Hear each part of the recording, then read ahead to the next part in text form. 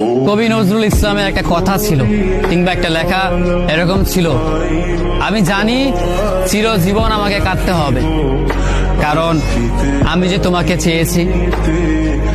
আসলেই আমি যে তাকে চেয়েছি এই জন্য আমাকে সারা জীবন কাঁদতে হবে, কারণ আমি তাকে কোনোদিন পাবো না, আর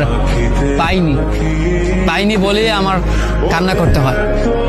তাকে আমি প্রচন্ড ভালোবাসি বলেই আমার কান্নাটা আসে, তাকে আমি আমার করে পাইনি বলেই আমার কষ্টটা হয়। কবি নজরুল ইসলামের লেখাটা খুব দারুণ ছিল। আসলেই তাকে পাইনি বলে আমাকে সারা জীবন কান্না করতে হবে। যদি সে আমার এই ভালোবাসাটা বুঝতো, আমার এই অসীম ভালোবাসাটা বুঝে আমাকে একটু বলতো যে আমি অন্যদের মতো কখনোই তোমাকে ছেড়ে যাব না, তাহলে বিশ্বাস করুন পৃথিবীতে হয়তো আমার চাইতে সুখী মানুষ আর কেউ হতে পারতো না।